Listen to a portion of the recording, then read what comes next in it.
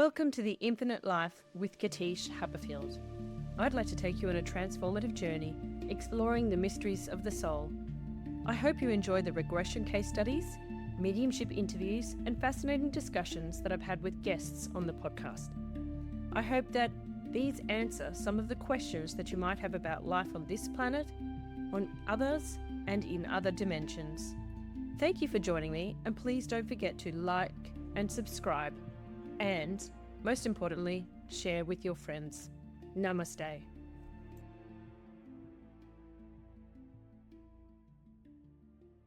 Welcome back to the Infinite Life with Katische Haberfield. I'm your host, Katische Haberfield. And this week, I have a very important announcement before we get into the episode. Please do not listen to this episode if you are driving, operating machinery, or doing something that needs your concentration.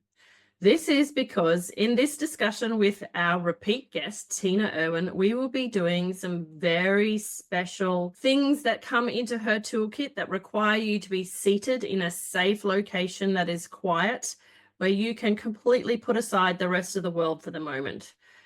So press pause on this episode, whether you're listening to it on a podcast player or you're watching it on YouTube, and make sure that you are comfortable, that you've got your phone off and you have no distractions. Okay, so go do that and then come back.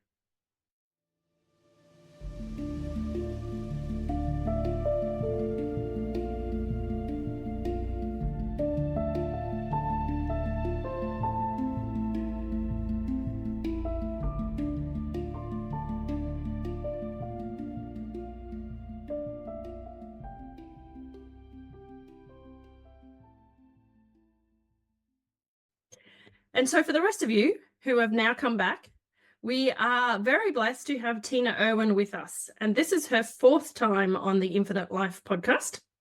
And I had to look back on my notes because I wanted to see exactly, I say this every time I see you, Tina, but I wanted to see how far ago it was that you came on the podcast. And it was back in 2021 was the first episode. So it feels like a long time ago now, even though it's really not that far ago, but in my life, it's a long time. And then we had a double massive split episodes, part 1 and part 2, on psychic protection in 2023. So the first episode that you can go back to is very foundational to this episode. It's how to cross ghosts over, and is based on the first. Tina's written 9 books, but it's based on a bunch of Tina's books that are all about ghosts. And then the follow-up episodes, part 1 and 2 in 2023, are all about psychic protection. We talk about a whole myriad of tools that you can use. So it's very much 2 episodes that you need a notebook and a pen for. And so today, I'll just reintroduce Tina with her profile from Podmatch, because I know this all, but new listeners won't. So here we go. Tina Erwin is a ghost helper, and I'm going to put in and an author, and many other things, but she's famous for being a ghost helper. She's passionate about this. Her mission is to teach the living how to help the dead. She wants to empower everyone to help any ghost they may find. Tina says that this is the compassion we'll all want for ourselves. She urges everyone to use the crossing over prayer on ghosthelpers.com and in the Crossing Over Prayer Book. Tina has studied metaphysics all of her life, gaining insight into the mystical world of magic and spirituality. She is the author of 9 books on metaphysics. Her writing comes from an intense desire to know and understand the hard science behind the unseen world of action and reaction, combined with a sincere desire to share this understanding with other knowledge seekers. Ghosts just seem to find Tina. It's as if she's a ghost magnet. In every single case, Tina says that these ghosts are all looking for help, and they tell her why they didn't cross over. They tell her stories. She assists these souls by crossing them into the heaven world. When a psychic only connects to a dead person, the ghost does not receive the critical assistance they desperately need. Her lifelong studies into the deeper meaning of events and actions were further enhanced by the experiences of a dynamic 20-year career in the Navy, working for the US Submarine Force, retiring at the commander level. Commander Erwin found the Navy to be a tremendous schoolhouse in which to study all the facets of behavior and karma, from the worst to the finest levels of humanity. She has a master's degree in business and management. You can find all of her books on Amazon.com, and you can learn more about Tina at tinaerwin.com and ghosthelpers.com. Tina, welcome back to the podcast, and we're here to discuss your latest book, Psychic Children, Psychic People, The Key to Protecting and Understanding Intuitives. I'm so excited. This book was a culmination of a lot of years and a lot of families saying, I'm desperate, and then endlessly writing, hurriedly writing down all these tools I'm giving them, and them telling me, oh, I wish you had a book out about this. And a book like this is very difficult to write because you're writing for a family that can't spell metaphysics, or this is new for them, to people who are experienced in the psychic world.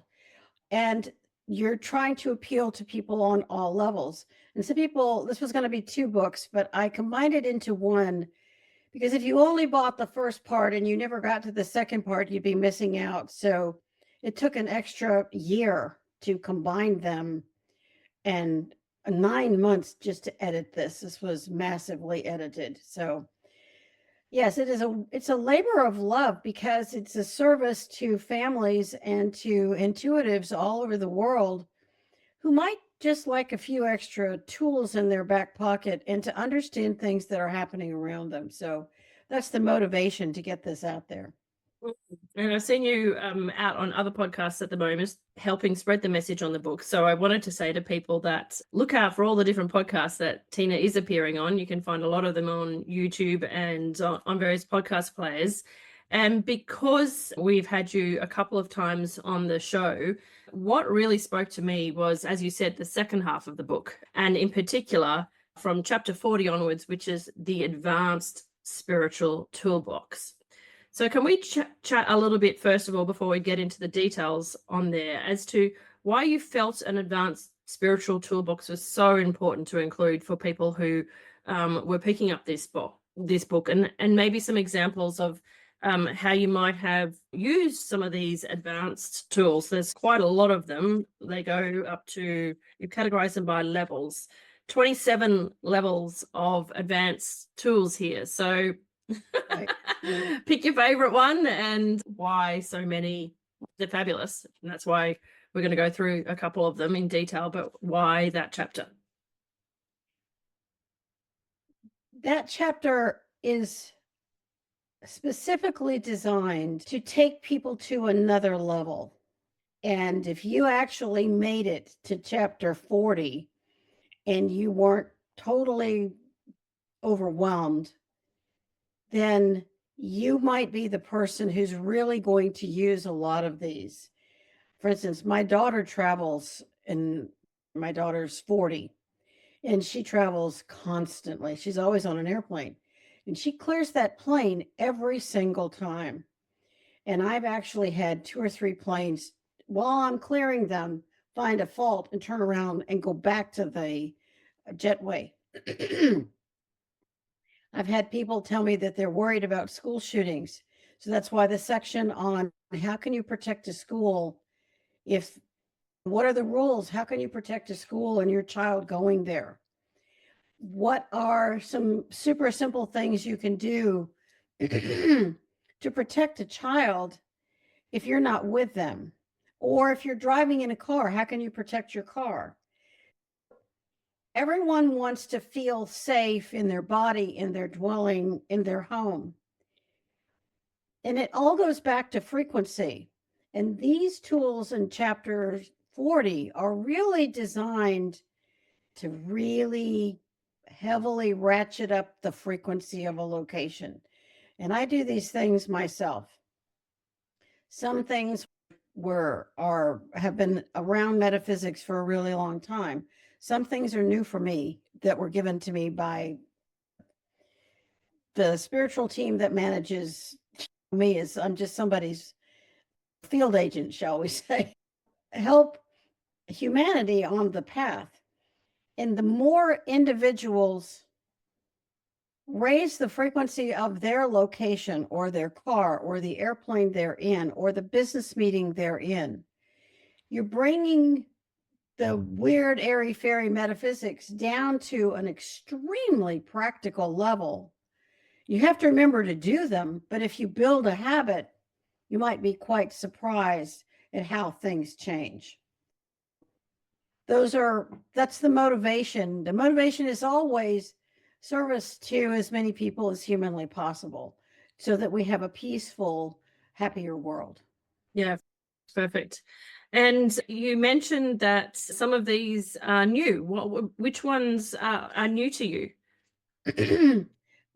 That are new as far as the metaphysical world hasn't talked about them. I've used these with clients for a long time. For instance, soul train. Yes, yeah. And I have many clients with children find that the soul train just works like a charm. It's amazing that for children, starting with from about age 7 on, this particular spiritual practice works so well that a child who's been bombarded by ghosts in their room, or when they go to school, or when they see these things, all of a sudden that child now is in a power position, not delusions of grandeur power, but instead of feeling inundated, they now can do something with what they see. They know they're not crazy. They see that those ghosts board that train, and they can see those angels. You have some really psychic children, and you have some, including teenagers and then adults. I've had adults use this because it's very simple. It's a super simple visualization. And unless you've been doing some of these practices for a lot of time, most people are pretty literal. If you can give them something specific, very tangible visually, they can do it. And the whole point is to enable a practice, a spiritual practice, to be achievable over the long haul. So that's the soul train is an example of one of those things. Okay. All right, great. So yes, you can, if you grab a copy of the book, it's on page 352. And do you recommend that the parents just read it out loud and sit down with their child and to get them to be seated and visualize it with them? How do you approach it for somebody who's doing this for the first time? I would start by telling your child that you believe them, that something is happening. And even though you, as the parent, may not be able to see it, you believe in your child because your child is demonstrating behavior that shows that there's a problem. Mm. So instead of saying, you must have imagined it, or that's make believe, back up a little bit. What if this child's really seeing this? You have to recognize that normal just left the building. Now you're in a whole new ballgame. So tell your child you believe them and that you found a tool book to help them. And we're going to do this together for the first time. And we're going to talk about it. And you're going to explain that there's this cool way to help these ghosts. Take it down to the age level of the child as you're explaining it. You can read it in the book too. And if you explain that we want to help these ghosts and I want to help you to help them. So we're going to visualize a train, and maybe the parent shows a picture of a train, or maybe it's Tommy the train, or the little engine that could, if it's a really small child. Eventually you can have a child draw it. I have one client in Texas, and her 10-year-old child drew the entire soul train. This is what she sees now. And she drew it, and she had angels in it, and she put it facing her bed, and she sees it, and she can see them, and she tells them it has 3 or 4 cars for children and a cars for different people who are adults. And when the train gets really full, she can add more cars, and she make the cars beautiful colors, make it real, make it specific. Then when you do that, you have the child invite angels to the room. You can also have angelic icons, pictures, or little statues. And garden places sell all kinds of little statues. They don't have to be religious, but they're peaceful. And then, because some children may also see the ghosts of animals. I remember seeing my neighbor's dog who died. I see the dog wandering the street completely confused. And there's new video of a guy who videoed a ghost horse. Can't make this up. So you can invite even the ghosts of animals on the train. And then you, as the parent and the child together, direct the angel to please take these ghosts to the heaven world. You're crossing over the ghost to the heaven world. The train leaves every night. And then you say goodbye to the train, and then you can go to sleep.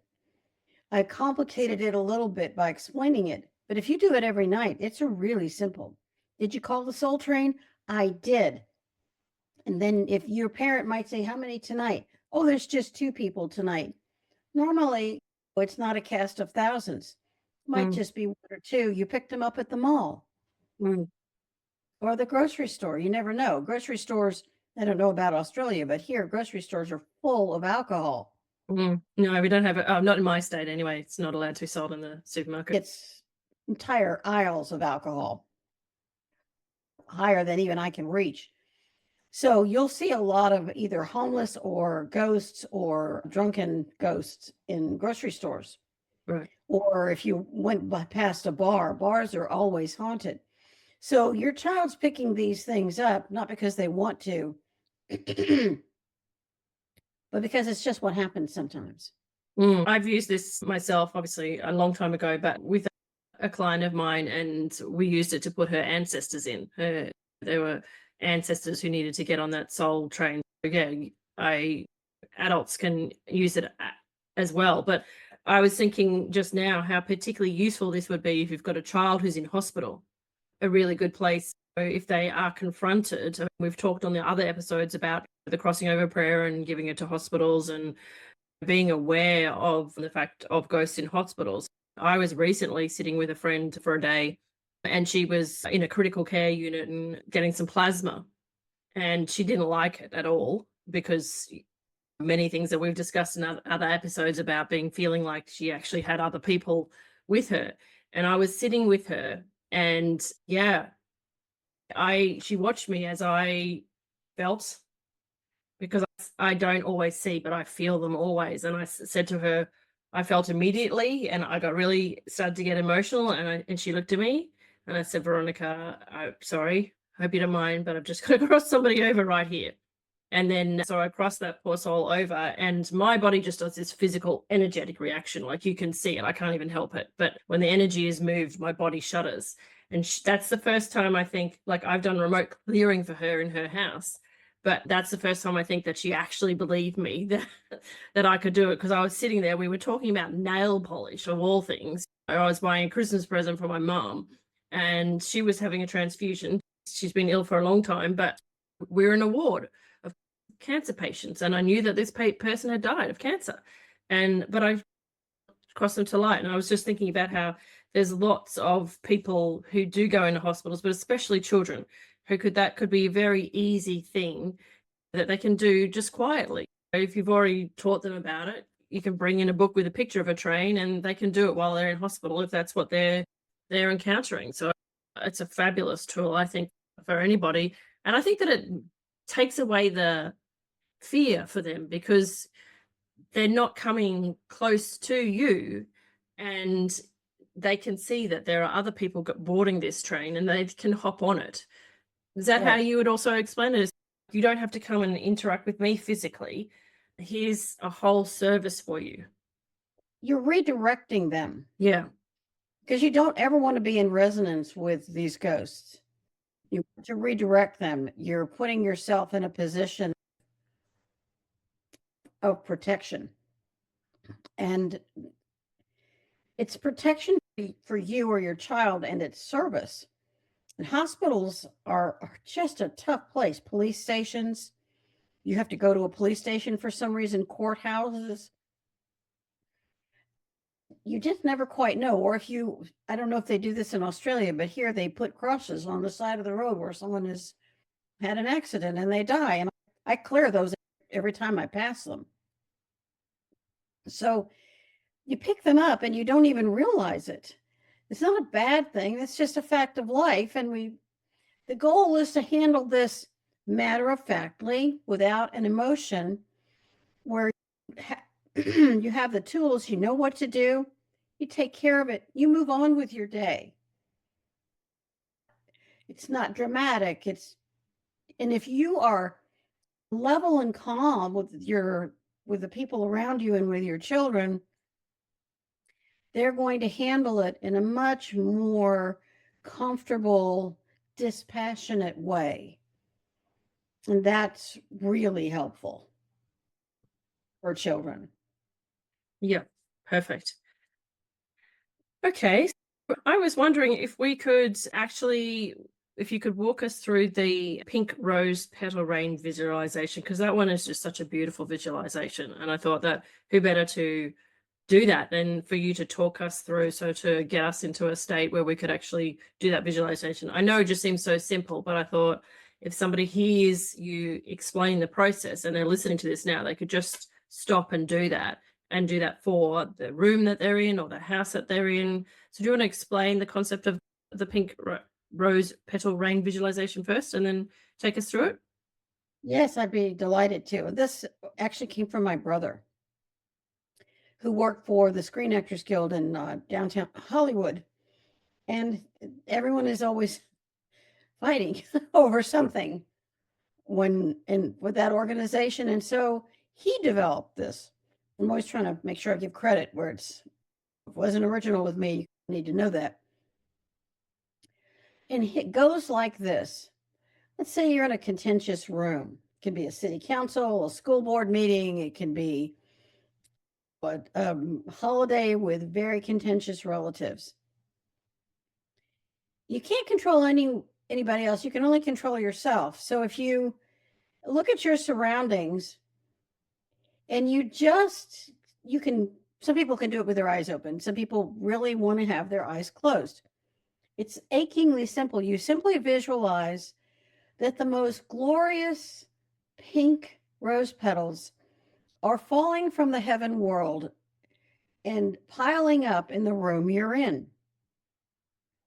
And they have this subtle magical fragrance because these massive rose petals, rose is the highest frequency. It's higher than frankincense. So the frequency of rose oil is super, super high. So without having to do anything really special, you can raise the frequency of the room, which reduces conflict. I was actually in a car with my youngest son, and for some reason he was really angry about something, and he seemed to be getting angrier and angrier. So I filled the car with pink rose petals and invited some angels in along the way, and everything changed. It was amazing. He said, "I know you did something," and I said, "Yes, I did. We're driving. We need to be very safe." So as you bring these rose petals in, you can also invite these beautiful archangels to come in and create a circle around the group. You're not asking them to do anything.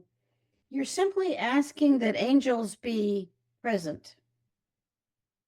Anyone can do that. And a lot of people will say to me, "Oh, I don't want to impose on those angels. They're busy. They couldn't be bothered with what I need." Girlfriend, let me tell you, they can. Impose on your angels, because angels earn karma in the process of helping mortal people. We have to ask for them. They're not going to interfere with free will. So if you filled the room with these beautiful rose petals, and this subtle fragrance seems to slip around everywhere, and then you bring in angels, and you just sit back and watch what happens. It's one of the coolest experiments you could possibly do. the problem is you have to remember to use it in various situations. But as you become more familiar with these things, that will become part of you. It will live within you. That's the hope with spiritual practices. You can have them live within you. Mm. And even if it's not your building or your meeting, if people are becoming contentious, and here we have Thanksgiving in November, and somebody always ends up dead at Thanksgiving because some relative is angry because they're not part of each other's the day-to-day rhythm of life. And so you have these conflicts. But if you were to fill it with pink rose petals, and you can imagine in your mind this subtle fragrance that's interpenetrating the auric field of all the players. Now think about that. What are we really doing? We're bringing in something that's soft and delicate, non-combative, gentle, with a super high frequency. And it's filling the room like it's just like millions and millions of rose petals. We're not just doing a little sprinkling here. It's a lot. And those rose petals are impacting the auric field of all of the residents in the room. And then the angels are in the room and they glow, they emit a frequency of loving kindness. And that's impacting your auric field as well. So you have the physicality in the other dimension of the rose petals and the fragrance, and then the presence of the angels and the power that they're emitting. Now you begin to understand the full dynamic of that rose petal practice. It's a spiritual practice. It's called a practice because you're doing it over and over. You get better and more sophisticated at it. Does that help? Perfect. Yes.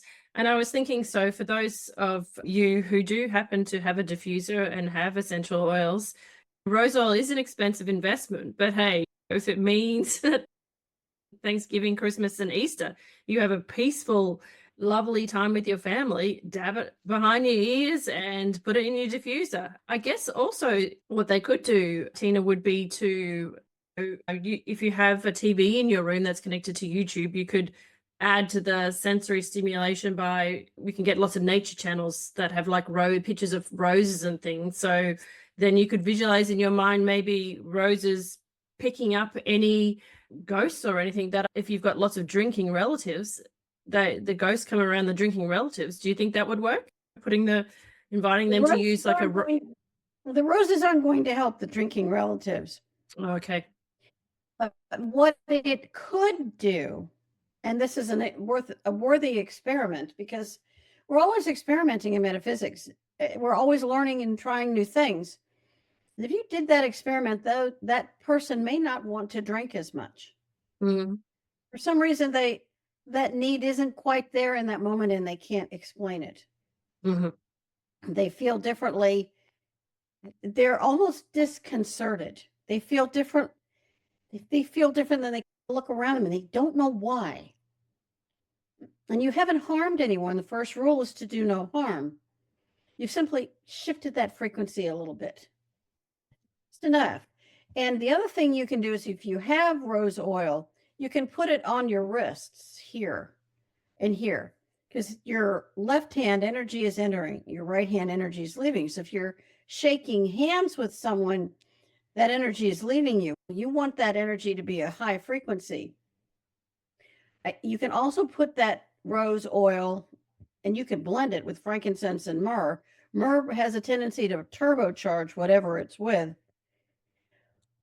on your solar plexus, so that whatever you're connected to, because we are connected to everybody, and you're going to hug people. So now you're reestablishing the connection, or you're shaking hands with someone, giving them a little hug, or the kiss on each cheek, a European thing and a South American thing too. So we're connecting to people all the time, and people are going through things, just death or divorce, or their relative is in crisis, or life is happening all around us. Everybody's grieving something. So if the moment's there with you, there's a lightness and they feel a little bit better for a short period of time. That is a really sweet service. Yep, yep. And we all have that relative that has that one too many drink. And if you visualize that and you're wearing the rose and they just don't reach for that extra glass, you can't ask them to not drink. If they don't reach for that fifth glass of wine and they don't stumble over and fall down the path or whatever they usually do or say something ridiculous, then that makes the whole experience so much nicer for everybody. It does. Drinking is so prevalent right now. And I'm not going to sit here and be judgmental. It's what happens. But it's something that we can deal with maybe in a very subtle, gentle way that keeps things in a really peaceful place. Beautiful, thank you. And so I like the salty rain visualization too. I find this one a very easy one. Can you talk this one through for people who've never heard of a salty rain visualization? Yes, I have a client who wants to use it, and she wanted me to be achingly specific. And when we were editing the book, my sister said, she's going to want you to be specific. So I did try to be specific. In the salty rain visualization, let's look at a tiny bit of background. Salt, sodium chloride, works in every dimension. If it were not for the salty seas that surround the planet, we would have fallen into a pit of darkness a long time ago. The body can't function without salt. Salt helps us conduct electricity. So salt is a critically important element for the human body. But I discovered that salt works in every dimension. And that if I'm working in another dimension and I have a being who presents himself as this great, mighty, whatever, then I stumbled on this. I started visualizing that salt instead of raining water, it rains salt.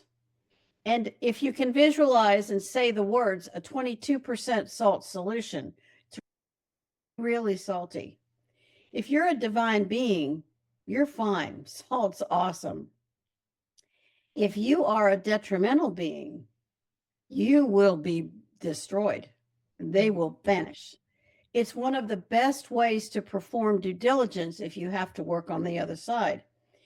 If you're not worried about working on the other side and you just want to cleanse your home or your car or your office space or even your little cubicle, you can visualize that in the old-fashioned cartoons, there would be a cloud that would come over the person and it would just rain on just that person.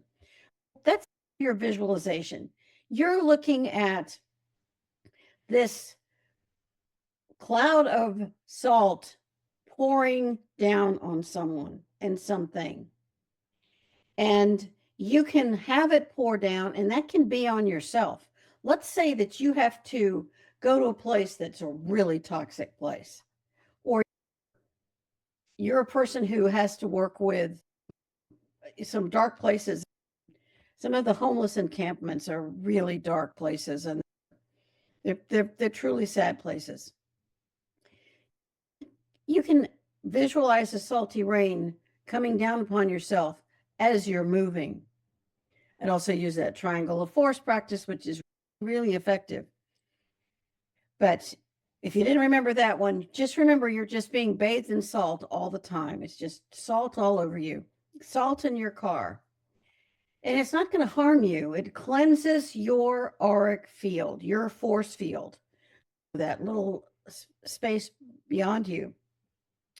And if you can get to the point, you're really good at visualizing that this rain is just coming down and coming down. And you may be saying, where is it going? The salt dissipates in the ether because it's not harming the ether or the fourth dimension.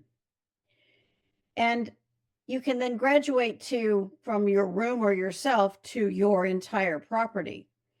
And when you're doing visualization, it takes practice. Many people say, well, I can't visualize it.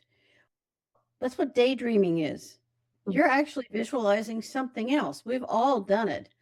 I don't think you can be a mortal person and not know how to daydream or visualize something.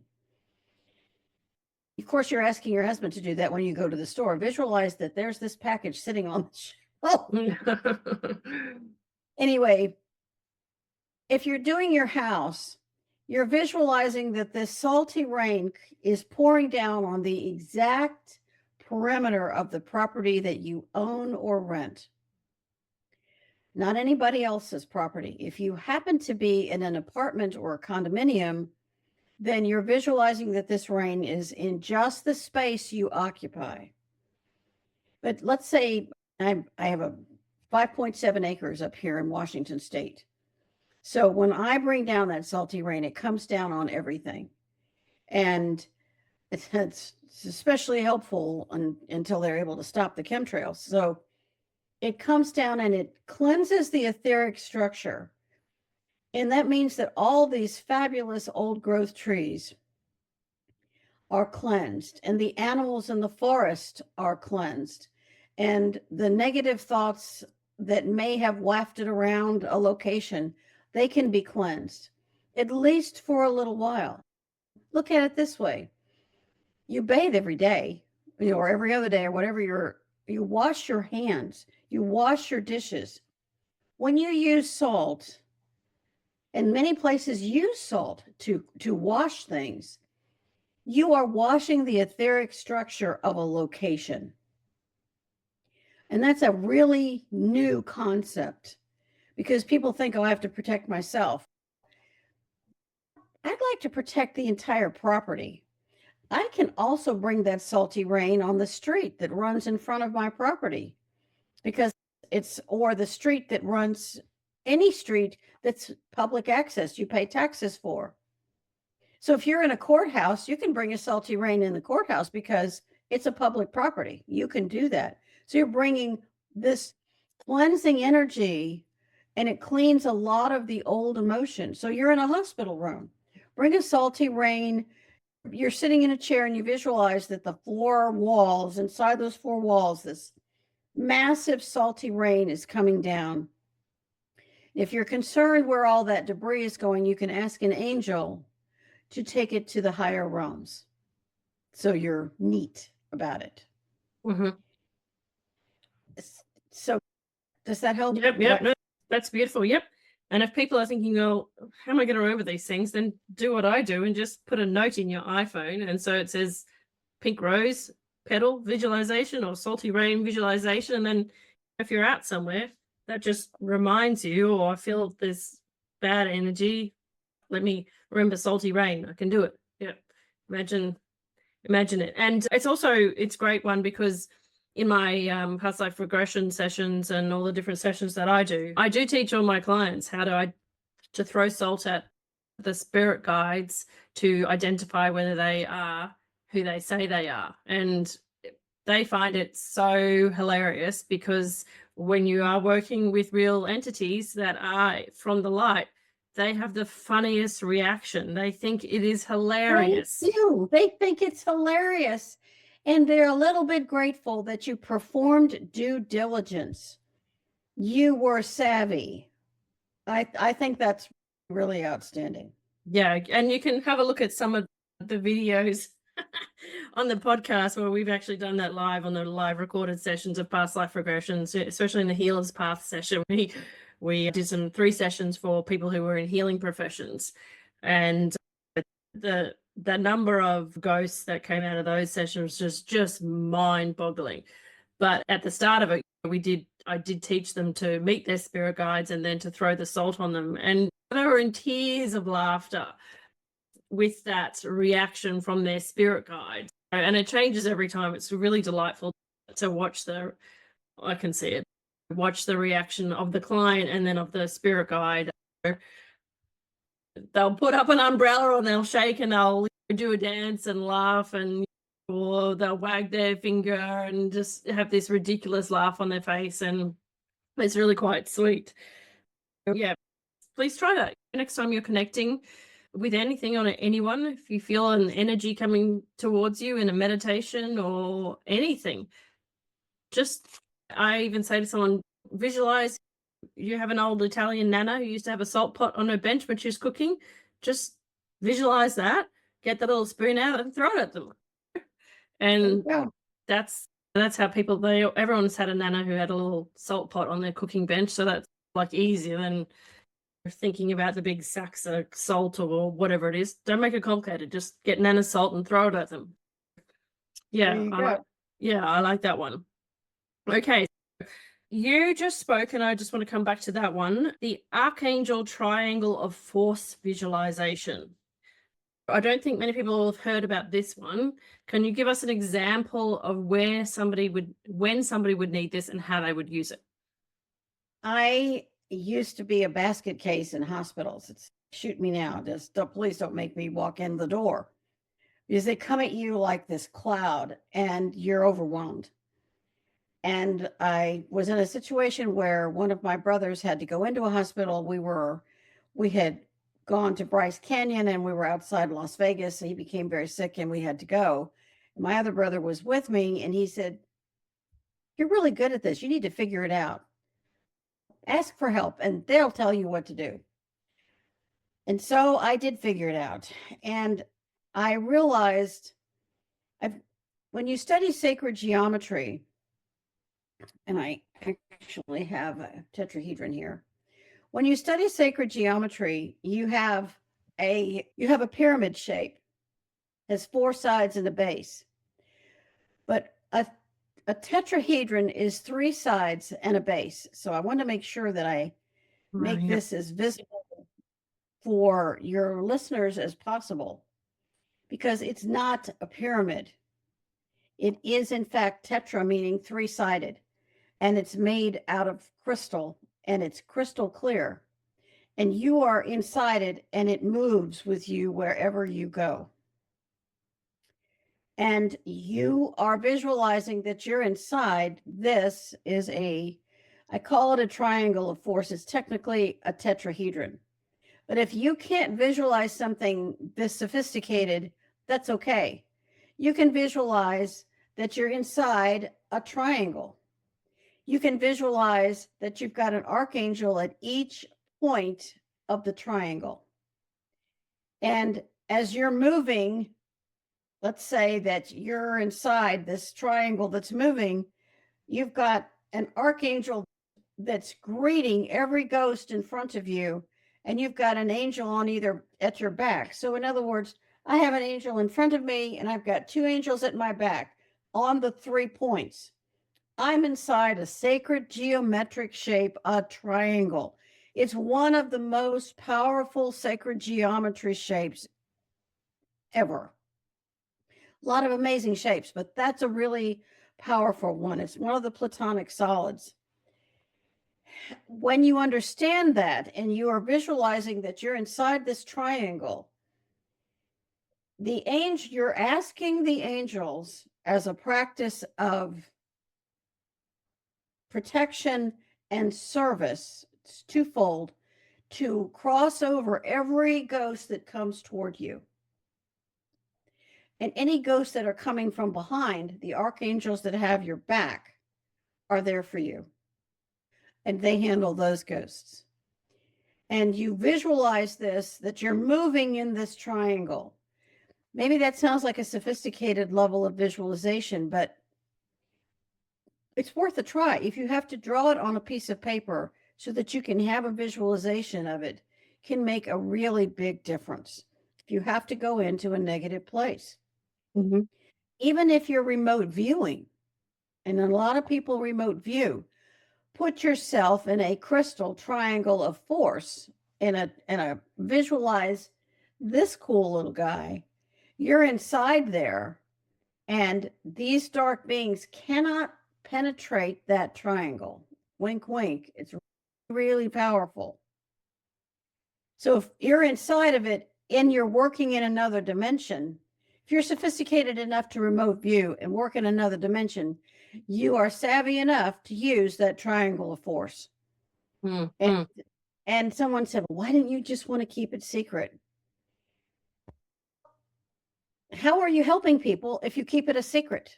Yeah. If you share it, and then those people are protected, or a super psychic mom has to be in the hospital with her child, she can have protection. She can bring a salty rain on her child. She can put her child in a triangle of force. So she can make a huge difference. Speaking of hospitals, let's just take a second and put some of these together. Let's say that you have a loved one going into the hospital for surgery. All right, you could fill the surgery theater with pink rose petals and angels so that there is peace and calming, because everybody's got stress. Maybe the surgeon had an argument with his wife. Maybe the anesthesiologist is about to divorce her husband. Who knows? Not your problem, but it's going to influence the patient.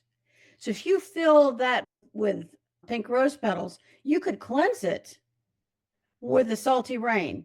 Then you fill it with pink rose petals, and then you visualize the whole thing is in a triangle of force, so nothing else can come in. There's no other interference.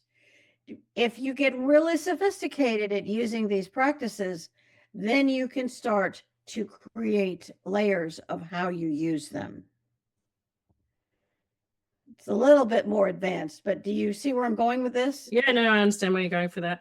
And what if, say, somebody is, I'll give you an example. If somebody is going into everyone's got teenagers. My teenagers don't drink and not interested, but they're invited to 18th birthday parties, and the university starts this week here in Australia. So they're going to go to parties.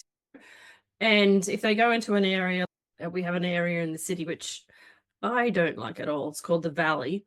And it's just nightclub after nightclub. And like, I had to go there for a birthday party the other day, and I was like, oh, it was just like, how can I get in and out as fast as possible? But not talking about ghosts, talking about negative entities that might be in the area. Can you use that triangulation of force to have them moved on? So obviously there's the service with ghosts, but there's service also to these negative beings to have them transmuted and moved on to the light. Absolutely. When you're asking the angels for help, you can ask them to cross over any being who crosses their path. Any, whether it's a ghost, it's a black magician, it's a lower realm intelligence, doesn't matter. If they're coming toward you and they're not for your highest and best good, then they need to be crossed over and no longer stay there. It's a service for the area. The other thing is, if your teenager is under 18, you can visualize that they're inside that triangle of force for them. You can also ask their permission to send them with just a little bit of protection, because you never quite know. Things happen in these places. And my children are much older now, but I lived through teenage years, and they're really hard sometimes. And you do the very best you can with the protection that you're offering. And you can fill the car with angels. You can fill her triangle with angels wherever she is, and you can assign an angel to be with her. And whenever you're using the services of an angel, always show gratitude at the end. I know you do that, where you're saying, I'm so grateful for your help. Thank you, all these different angels. And you don't even have to know the names. You're making a request. And if it's an area where there's been child abuse or child problems, you can request children angels. They're not as visually intimidating as a 7-foot archangel. So just, again, the whole purpose of this particular podcast and show is to just offer people as many ideas as possible. And I'm really grateful to you for making this opportunity available. Yeah. I was out, no problem. I was out. I just thought, I've dropped my kids off at school. I'm going to go for a walk. And I went for a walk in this part. I was just looking to take photos of flowers, to be honest with you. I thought, I've got a friend that I'd send a photo a day to, and I'm going to send her some flowers. So I go looking at houses and things like that. And I walked past this pub, and I knew immediately that there had been children sexually molested in there. And so across those children over straight away, it was like, for me, it's even now still, you taught me how to do this in 2021. I knew a little bit of how to do it before, but even now it still catches me by surprise when I can feel this energy and I'm like, no, Katisha, you're not making it up. You're very in tune. It is a child there. They've been sexually molested. I'm really sorry that you know that, but I'm not sorry that you know that because you're here to be of service. But it's okay. You're okay. You're fine. You walk past here for a reason. This is not a coincidence. And sometimes I'll still get overwhelmed and I'll just say, rescue spirits of light, please come in, help this child. I know there's been some disgusting things happened in here. And I just say, I'm just too in the moment at the moment. And that's all I remember is rescue spirits of the light. Do you know what I mean? I can't even get any other tools out there because I'm just, the visualizations are just too strong for me. So how do you feel about people who get stuck in that moment and they just say something like, rescue spirits of light, please come and help this location? Do you think that's enough? I think if that's what comes to mind, then whatever you're doing to help the location at the moment is enormous service. When you're performing this enormous service, you're asking the spirits of the light. I would be more specific and use angels of the light because I don't know what the spirits are. Yeah. You can also bring in spiritual police to take charge of the situation and request children angels to hold their hands. Yeah. Where you're very specific in the teams you're bringing in, and you're literally bringing in the spiritual police, angels of peace and calming to help that area, and then children angels to enable them to be crossed over in as quickly a manner as possible. Mm. I always see the child holding the hand of the angel when I'm able to get that. It's just sometimes it's like that vision is just, it's too upsetting. And you're like, I can't even think in this moment, but I know who to call. So I just wanted to reassure people that whoever you call in that moment will come to help, and it's okay. It is okay. Some people have the crossing over prayer on their phone, and some people carry just a printed version of the crossing over prayer in a handbag or a luggage or even a wallet, but it emits, and it's going to help you in that process. And again, that's the whole point, is to enable anyone to cross over these souls. And I just feel like that this ability to help them is so huge. You want to protect yourself, and I certainly understand that. And it is, spiritual service isn't easy. If you're having to hear or see these things that have happened to people, the horrific things that have happened to children, I ended up clearing some tunnels where there was human trafficking, and I was a basket case for 3 days. It was so horrific that I had a really hard time. That was in 2020 when I stumbled on that through a long process. And it means that you're seeing the worst of humanity. You're seeing the mindless cruelty of what one human being does to another. And when you elevate yourself to a level where you can, in fact, assist that soul, even though these terrible things happened, by crossing them over, you've taken them out of a toxic reincarnation cycle, and you've enabled them to have massive healing on levels you couldn't possibly have imagined, which may mean they may not come back for a very long time because they have required so much healing. So it's massively important service. Yeah. And I literally just did a podcast episode yesterday with an amazing gentleman who incarcerated, and in his time in prison, he actually had an NDE and went to the light, and basically came back down. And from the minute that he came back down, he nearly died of COVID in the prison.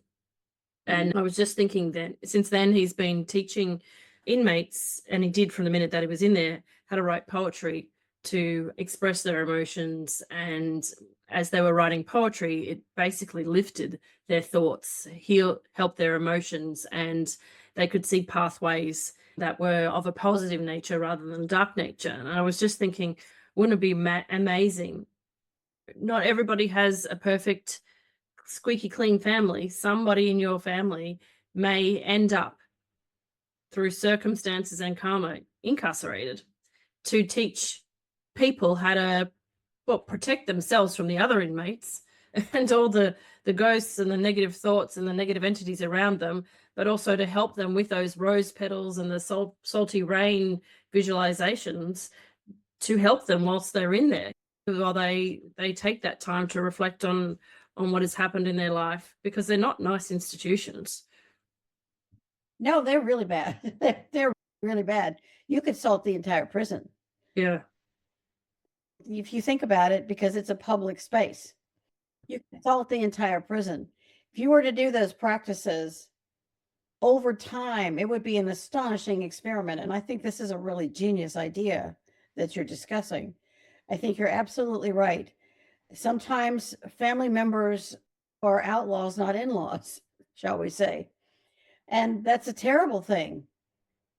But if they had an opportunity to try something different, maybe they have life in prison, you can still make a change in your life while you're reflecting on what happened or what got you there in the first place. Mm. I think that's why The Shawshank Redemption is such an amazing film, if no one's ever seen it. Yeah, great film. Also, The Green Mile is another really fantastic film, because prisons are a necessary place in life. People are not elevated. People are horribly abused as children. Actually, I have so many clients that I can't believe they're not serial killers because of the horrific childhoods they had. Sometimes it's very hard to hear it, and I'm sure you go through the same thing. But crossing people over helps them understand not just the current life just lived, but all the previous ones and how they work together. It enables them to have the blessing and the light be part of them in a way that would never have occurred to them. Yeah, I was flabbergasted listening to this gentleman, because he was telling me how people in these prisons are not only allowed to drink alcohol, but they're allowed to manufacture drugs. These are private prisons, and these are in America. And basically, the guards turn a blind eye to prison mates stabbing each other.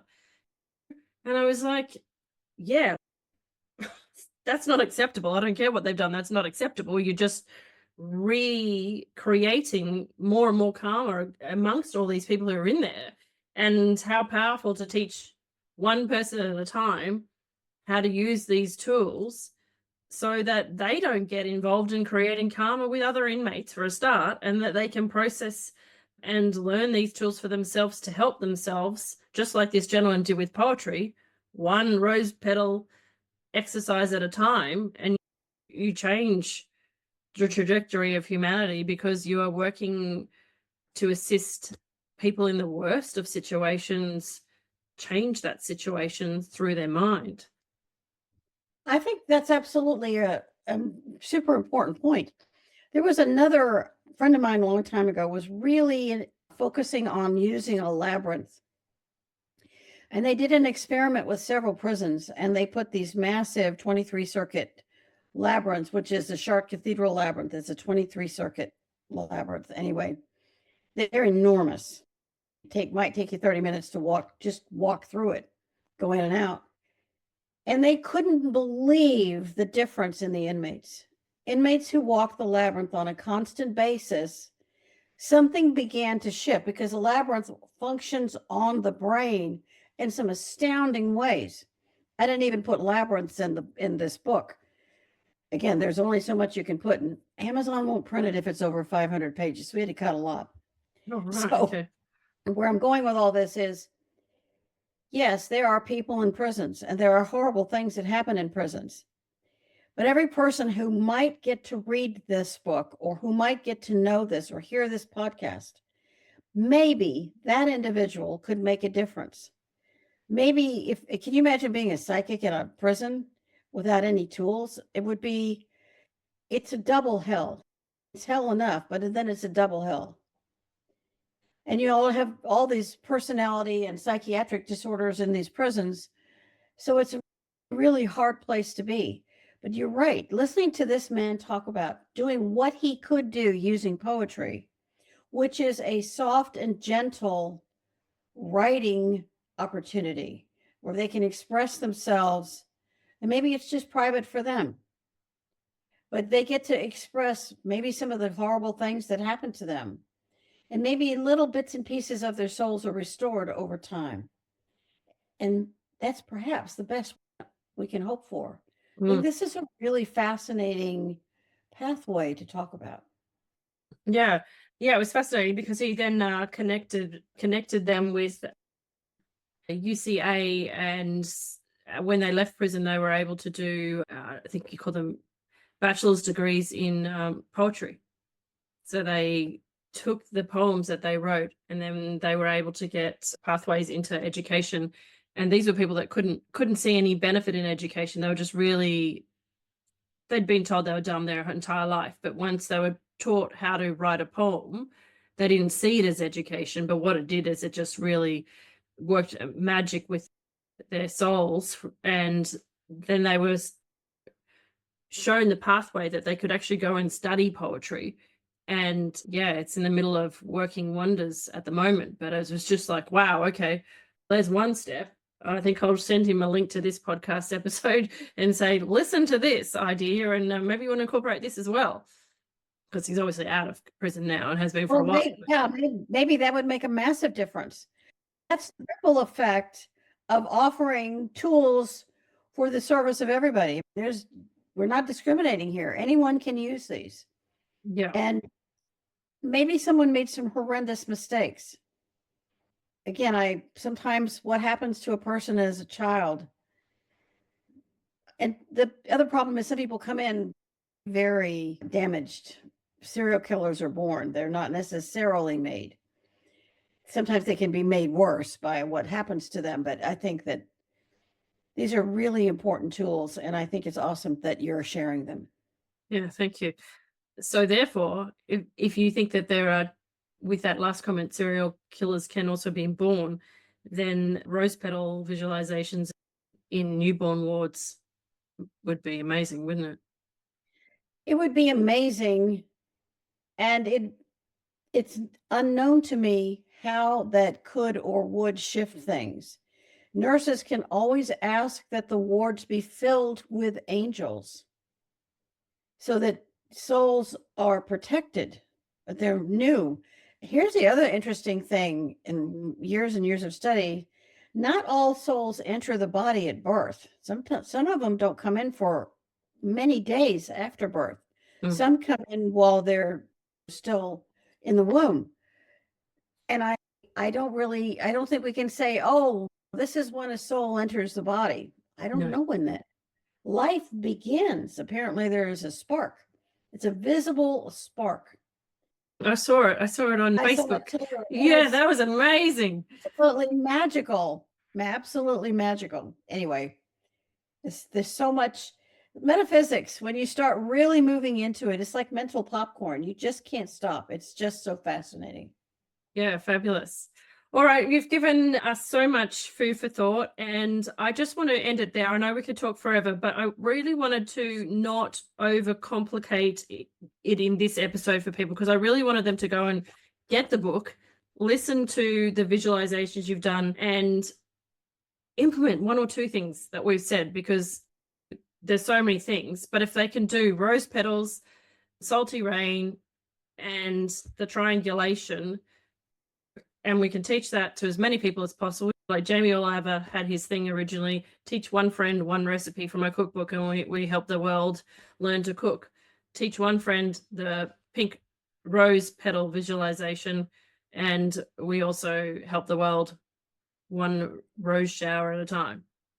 Yes, we do. Yes. Yes, we do. And it might reduce a lot of anxiety for a lot of, let's say that you had a really anxious day. You can literally fill your bedroom with pink rose petals and you might sleep a little better.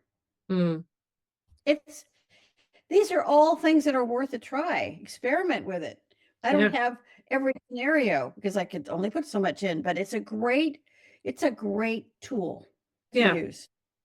And please, if you're watching this on YouTube or on a podcast player where you can actually leave comments, some of them you can, some of them you can't, or you see this posted on any of my social media, please leave us a comment and tell us how you found trying with these experimentations, and I'll pass them on to Tina via email, just so that you can it's great to get feedback, I think. Yes, it is. It is great to get feedback. Thank you so much, Tina. That was wonderful. Thank you for having me. And great time. Yeah, it's been wonderful as always. And we will wait to see how this experiment goes with the pink, we'll call it the pink rose petal experiment. We'll see how we can spread that far and wide. And I'm going to, as soon as I finish downloading this episode and uploading it, I'm going to send the link to my friend, the former prison inmate, and let's see what we can spark some magic there. So exciting. I'm thrilled. And thank you as always for having me. And we are great. We are a great team. Thanks, Tina. Thank you.